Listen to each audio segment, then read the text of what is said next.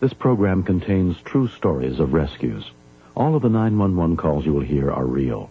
Whenever possible, the actual people involved have helped us reconstruct the events as they happened.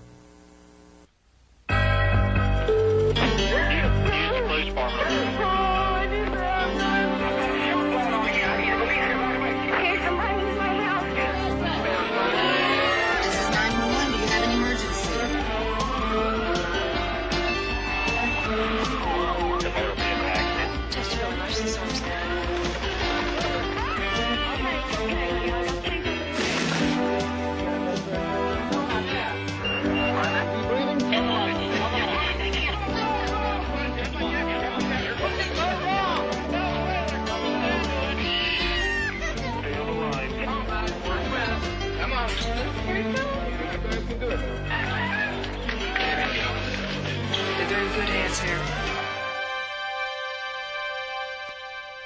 40-year-old Randy Corbett had been a teacher at Tracyton Elementary School for 18 years in Western Washington. During that time, he'd formed a pretty good idea of what kids were capable of doing. But on the morning of September 14th, 1992, Randy was surprised to discover that sometimes children can far exceed our expectations. That's it. Recess is over. Everybody back in class. Among the students in Randy Corbett's new 6th grade class were Chris Sander and his best friend, 11-year-old Aaron Rankin. When Mr. Corbett came in, he told us to sit down and to get out our math books. Take out your homework assignment. He looked just like he did all the other days. Okay. Number 1, 764. Okay. We round that to the nearest 10. The answer is 760, right? Number 2, 495. Down to the nearest 10, 490. Okay, that was number 2. His eyes rolled back and he just collapsed. Stephen Laugner didn't know what to do. A lot of the kids were like, they were laughing and they were saying, it's just a joke, it's just a joke, don't get worried, because he's just faking it. What's going on? Was he having a heart attack? What's going on? Aaron just checked to see if he was breathing and checked for a pulse, and then he just started doing CPR.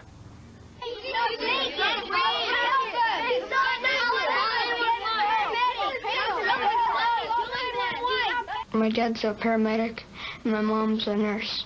And my parents taught me to do CPR if someone doesn't have a pulse. I was scared because I figured he might not live. I was just running really hard and I was sweating because I just was thinking the faster I get there, then the sooner he'll get help and the more chance I'll have of living. Mr. Corbett's collapsed. Where? In our classroom. He just fell over. Teacher Ben Peterson heard the commotion from his classroom next door. I saw him laying on his back. I immediately felt the pressure. I've got to do something because I thought of his 2 daughters and his wife. Aaron had come out and he was crying and shaking and everything because he thought that Mr. Corbett was going to die. And he thought that he could have done more. Girls, let's go into my classroom. School principal Ann Laurie had taken a CPR class every year for the last 12 years. When I ran into the classroom and realized that there was something awful and real happening, some of the old trainings kicked in. 2, 3, 4, 5. Come on, Randy. 1. And that was probably one of the most frightening things that I've ever done. 5. Is he breathing? 2, no. 3. I was very aware of the rhythm that we had established with the CPR to the point where I didn't even realize when Carrie had taken over for Ben. Okay. I was only hoping and praying that what we had done as a team was enough.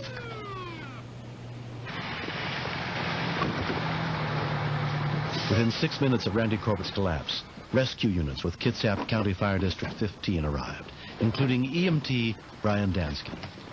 When we first pulled into the school, the first thing I noticed was the sign on the window that said Mr. Corbett. Instantly, that rang a bell that used to be my 6th grade teacher.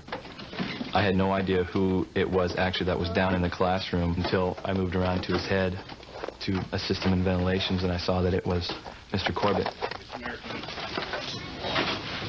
Come on, Randy. I've done CPR on quite a few people, and you always want to save the person. But when you know the person, it's just that much extra that you want this person to survive. Okay, still on V-fib. We're charging. Everybody stand clear. Clear. Clear. Shocking. Okay, and check for pulse.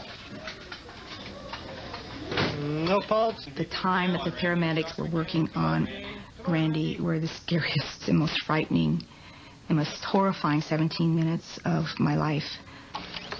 Everybody stand clear. Clear. Clear. Shocking.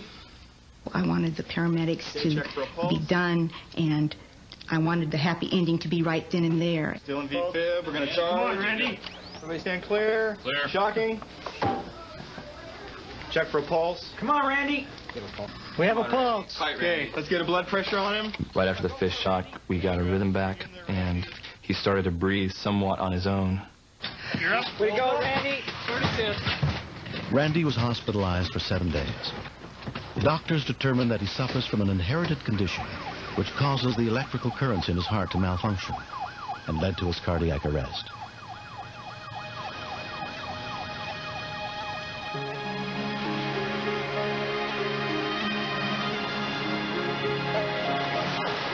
I had open heart surgery and had a defibrillator implanted in my chest. It sends an electrical impulse to my heart, so it's just like having a paramedic right at my side all the time with the 2 paddles. I don't look at it as something of fear. It's keeping me alive, so it's something to really be happy about. Since the incident, Randy's wife, Sue, has learned how to do CPR. He was lucky if this had to happen, that it happened at school. Aaron acted so quickly, and the other students and the principal and the teachers did what they needed to do, and I'm sure that saved his life. During Randy's recovery, Aaron visited him and brought get well cards from the whole class. Thanks. They told me that if I hadn't done CPR, he might not have lived.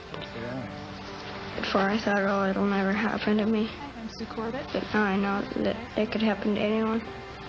Thanks for doing such a good job. I was proud of myself, and I was glad that I was there that day. The American Heart Association and the school district honored Aaron for saving his teacher's life. The fact that he reacted so quickly in getting oxygen to Randy's brain set the stage for a successful ending. We're going to have all our 6th grade students trained in CPR. We're here to learn CPR, and what I'm going to do is demonstrate the steps in initiating CPR, just like Aaron did on Mr. Corbett. I believe that all children should be taught CPR all over the United States in school. I shake and shout, hey, are you okay?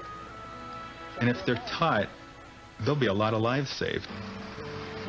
6 weeks after his cardiac arrest, Randy Corbett was ready to return to his teaching job. Hi!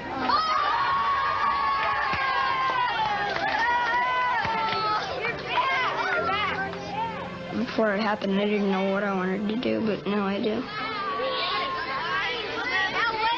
I'm going to be a paramedic.